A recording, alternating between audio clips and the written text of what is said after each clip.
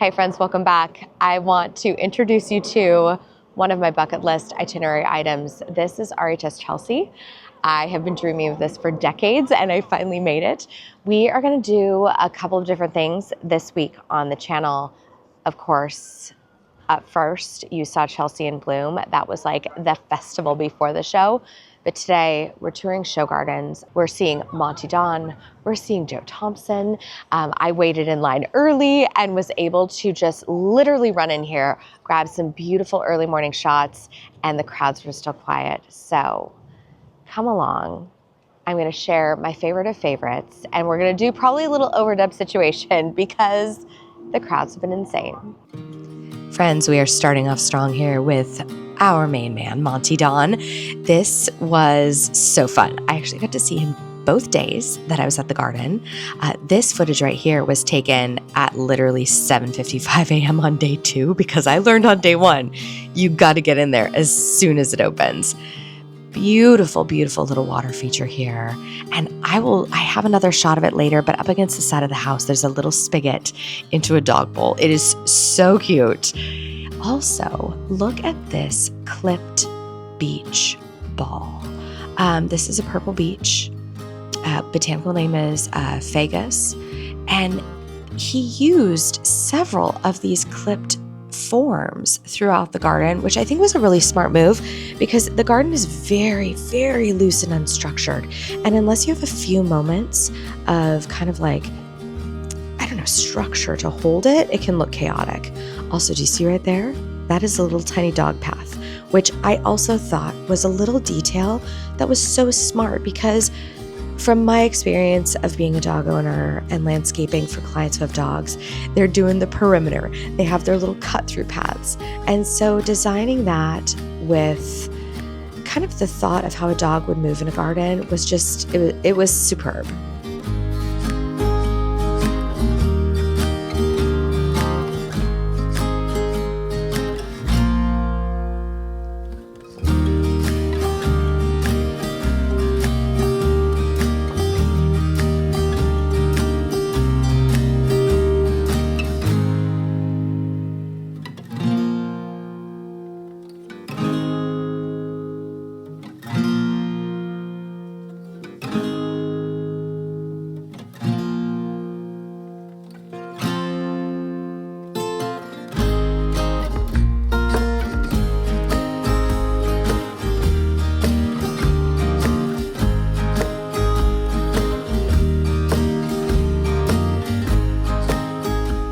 At the back of the garden was this little house, and you can see in there we've got a basket full of dog toys. There were also dog toys scattered on the front lawn, and it was really fun because you almost got like a picture like through and through of the garden. Oh, and there's that spigot going into a dog bowl. That was so genius, and it was so stinking cute. I love it. I love it. I don't know how I would make that, but I'm like, this is so perfect for a dog.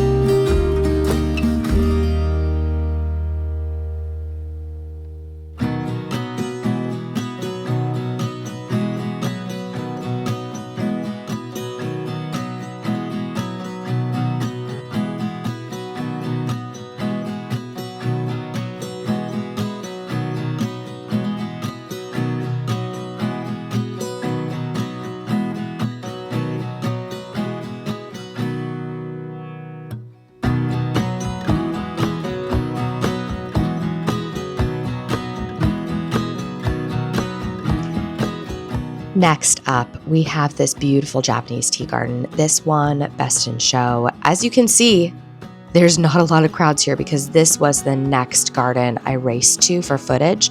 The first day, you could barely get to the front of the garden. It was crazy.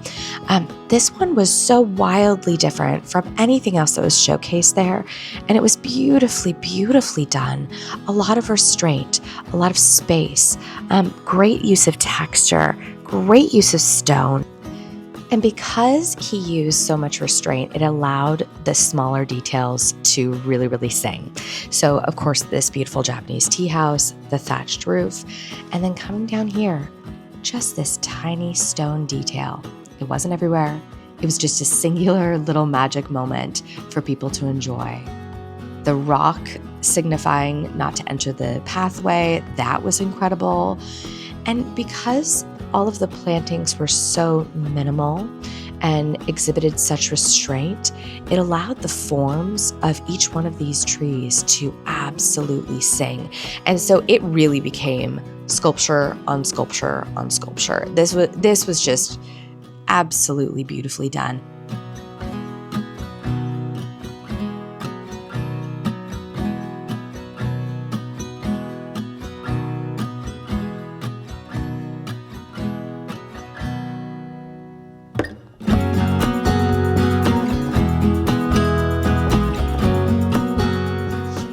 Okay, my friends, Nigel done it. This was such a great garden, and I hope it comes across on film like it did in real life, but essentially, he created this arid landscape that still somehow managed to feel lush and beautiful and created incredible depth and dimension by utilizing this kind of rib framework. What was really cool is I actually got a chance to talk to him for a second. And what he said is those ribs actually go all the way down to a base plate. And then they mounted up the soil in between each rib with dirt.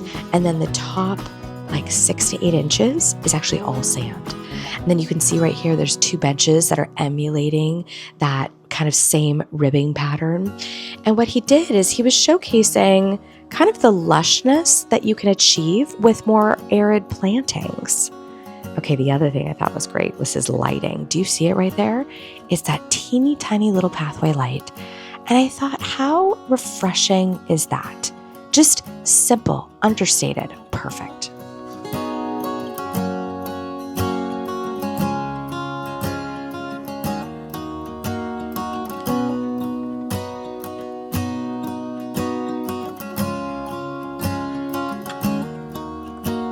Here we are at the King's Trust Garden, and I think probably the most significant aspect of this garden was the metal structures that you see that kind of ran along the backside and then curved. All of these gardens, by the way, you see them in an L shape, so it's not like our garden show where you can kind of walk all the way around.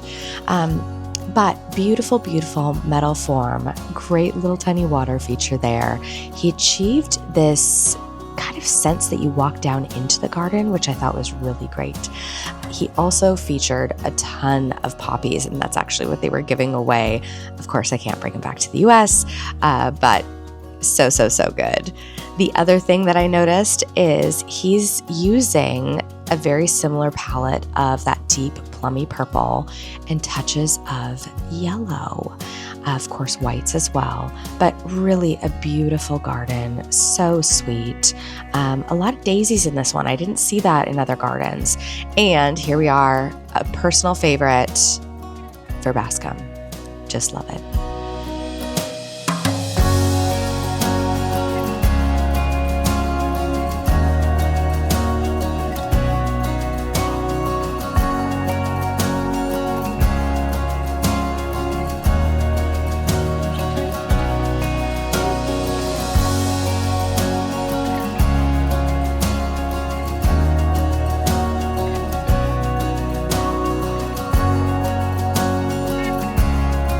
Here we are at the Bles Garden. This was another really fantastic, and actually I felt like this was a more fun garden. It was more kind of playful in spirit. They really drove home all of these beautiful circles. What I just showed you there was actually a central water feature that had raindrops dropping down into that central pool. The other thing that they did to play home this, bring home this circle theme was these oversized steppers. They were incredible. And what was so funny, on day 2, it rained and it just drove home the entire thing. They also featured 2 of these water features. This was not a normal water feature. It featured like an effervescent bubbliness to it. It didn't have kind of bubbles emanating from a single point. It was so cool. And it was such a different thing. And for me, I feel like when a designer does something different, I perk up, I pay attention. It's such a cool way to bring personality to a garden.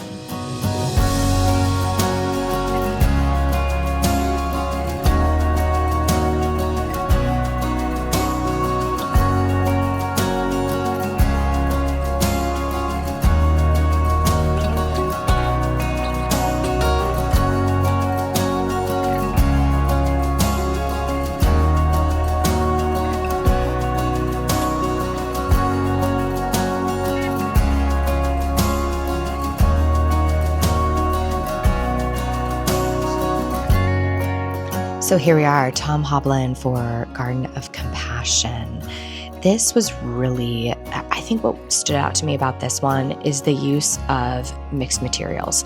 So they had that kind of upper pathway that was all done in dimensional stone. And then they created this lower pathway with these gorgeous stone walls, which I love a stone wall. We just don't really see them here.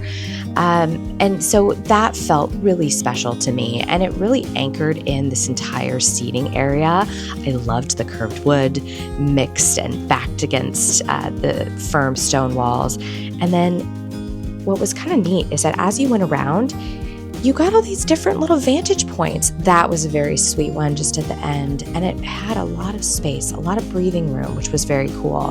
He also went with more arid plantings, which I thought was really interesting, and very cool grasses in this one.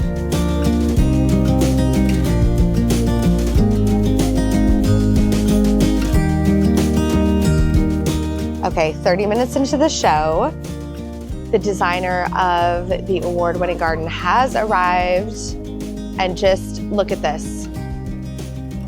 So to get some of the shots that you have just seen, I literally lined up before the show opened and ran, and I'm talking, I ran to some of these gardens, of course looking like the dumb American in Europe, but I had to show it to you, and we got it. Okay, friends.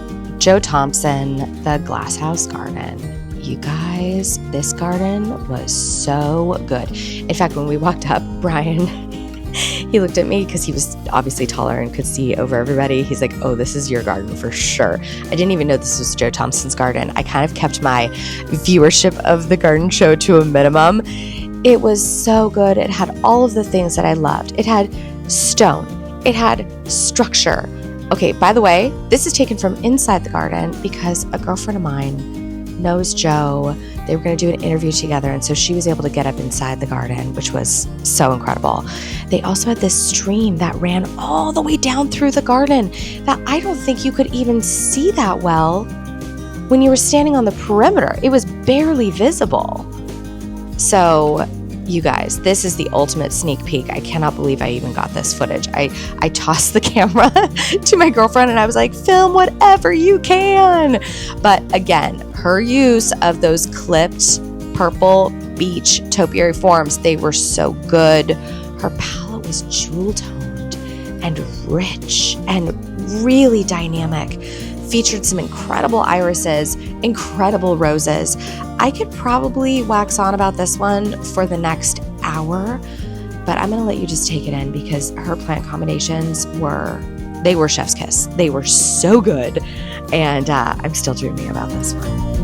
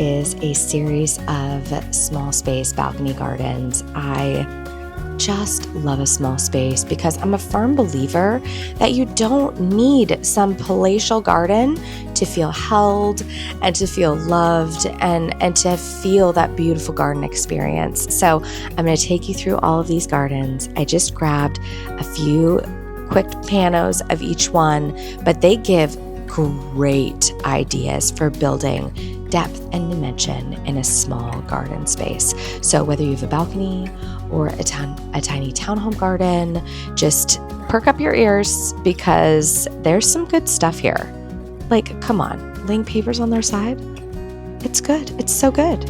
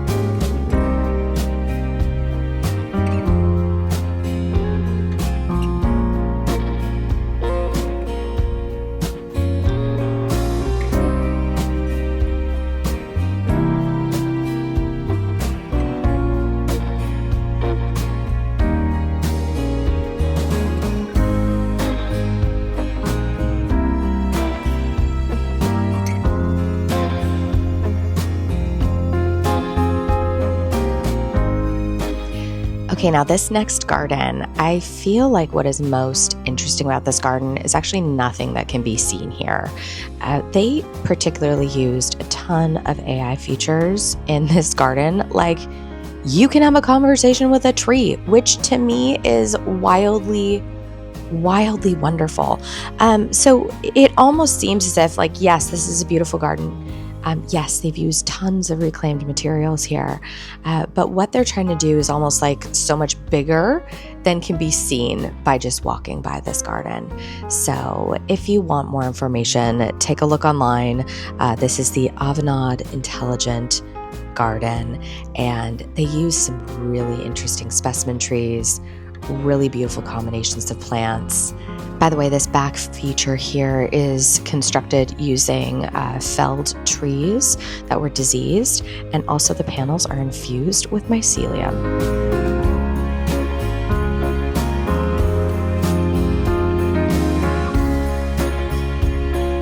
Next up, we have Zoe Claymore's British Rainforest Garden, and this was really fun for me because I actually felt like this was the most northwest of all the gardens. We garden in a very similar climate to London, obviously wet, lush, so on and so forth, but it was really fun to see kind of a merger of our two, I would say, gardening styles.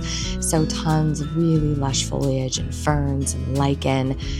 This is just classic, up in the Cascades waterfall situation. Really, really beautiful. And this one felt so simple and lush, and it was very, very fun to see.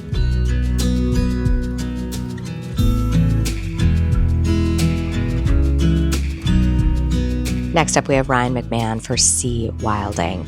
This garden was really interesting, and for me, it was all about the small details. This one encouraged you to really get in close and take a look at what he was doing. From the stacked rock to what was actually holding it along the base. Check this out. Seashells. He had them scattered everywhere. And then he also created a border of crushed seashells going all the way around the exhibit. And so you inherently got this scent of the sea, not in an overpowering way. It was just a really subtle air that came through. In the center was this gorgeous sea kelp sculpture and a hidden little seating area up top. And so there were tons of different ways that you could photograph this garden and get little sneak peeks of everything that he had planned here. This garden, I also felt like, had so much personality from the designer. You could feel his desire to create something that was of himself.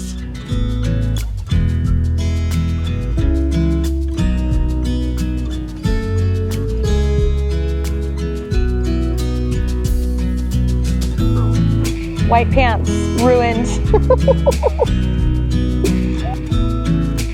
Friends, Katie Terry, the ADHD Foundation Garden, and this one was really, really lovely. What I thought was really interesting is that the plantings actually were incredibly gorgeous, and they seemed to shift depending on where you were in the garden, which was, I think, a wonderful thing. I love it when a garden sings, kind of like it tells a story, but in more of like a journey type way. And of course, once again, bees completely blissed out on all of these gorgeous poppies. But what was really interesting about this garden is there was a central moment with a bench and a little water bowl, just perfect for sitting and reflecting. And in back of that were actually 4 climbing hydrangeas doing their normal climbing hydrangea thing on that gorgeous wattle fence back there. But then as you came around to the front, there was a 5th climbing hydrangea, still doing its climbing hydrangea thing, independently growing with no structure. And the whole point was, they're all hydrangeas. They're all doing exactly what they're supposed to be doing. One just happens to look a little bit different. I loved it.